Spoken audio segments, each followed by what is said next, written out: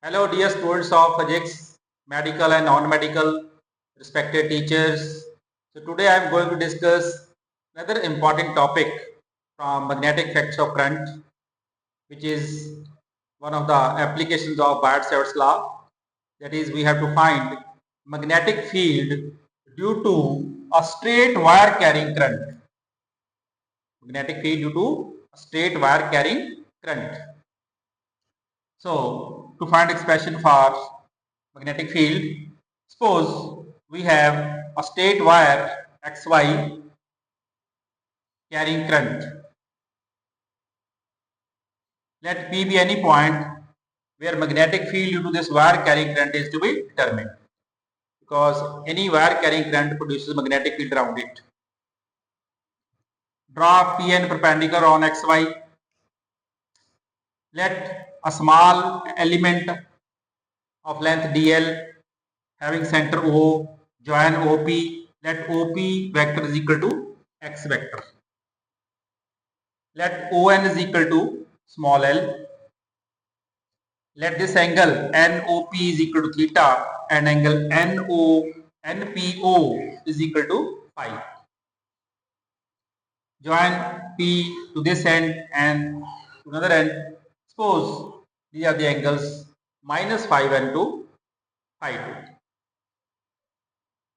Now, by Biot Savart's law, magnetic field due to the small current element at distance OP, that is x, is given by Biot Savart's law. So dB is equal to mu naught upon 4 pi I dl sine theta upon x square.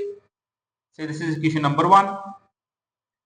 Now from figure, from this right angle triangle NPO, because this angle is 90 degree, so theta plus phi must be equal to 90 degree, because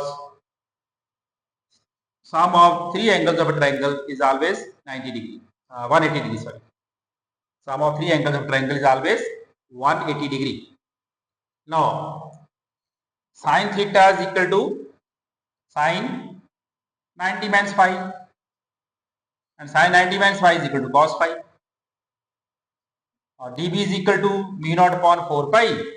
Instead of sine theta, we write I dl cos phi upon x square.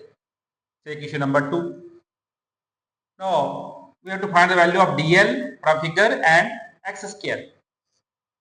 From right angle triangle ONP again, L, that is perpendicular over base R. L upon R is equal to tan phi, or L is equal to R tan phi, or differentiating it with respect to phi. So we have dl upon d phi, because R is constant, and dl upon d phi of tan phi is secant square phi. So we have dl upon d phi is equal to R secant square phi, or dl is equal to R secant square phi d phi. Also, from this right angle triangle R upon x, base over hypotenuse, is nothing but cos phi. Therefore 1 upon x is equal to cos phi upon R. Therefore 1 upon x square is equal to cos square phi upon R square. So substitute values of dl and 1 upon x square from 3 and 4 in equation 2. We get dB is equal to mu naught upon 4 pi I. Instead of dl we write I R secant square phi d phi into cos phi, and instead of 1 by x square we substitute cos square phi upon R square. So secant square phi cancels with cos square phi, because cos phi is equal to 1 upon secant phi. 1 R cancels. So we get dB is equal to mu naught I by 4 pi R cos phi d phi. Cos phi d phi.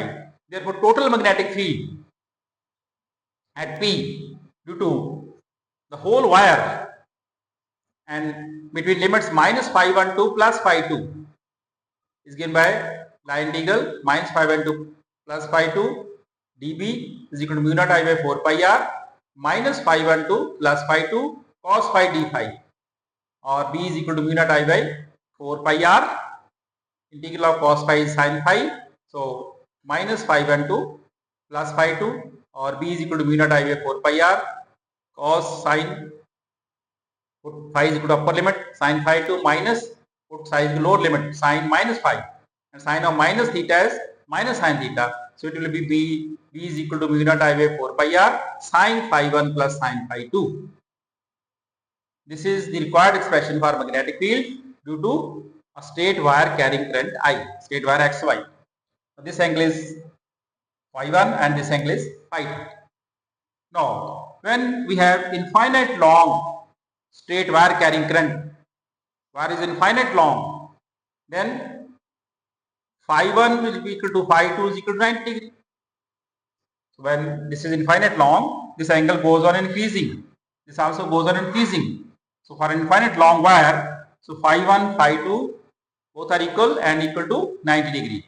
So sin 90 will be 1. So 1 plus 1. So B is equal to mu naught I by 4 pi r, 1 plus 1. That is 2 cancels. So B is equal to mu naught I by 2 pi r.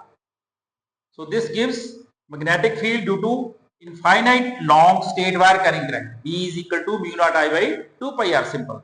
So I is a current flowing. So it means magnetic field is inversely proportional to distance of the point from the wire. So as distance increases, magnetic field decreases. Magnetic field maximum just above the wire. Then if P lies at one of the ends, then phi 1 will be equal to 90 degree, phi 2 0 degree.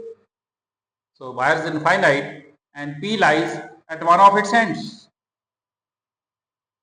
Then phi 2 will be 0 and phi 1 will be 90 degree. So then B will be equal to mu naught I by 4 pi r. So this gives magnetic field when wire is infinite but P lies at one of ends. Then phi 1 will be 90 or phi 2 will be 0 because its length is infinite.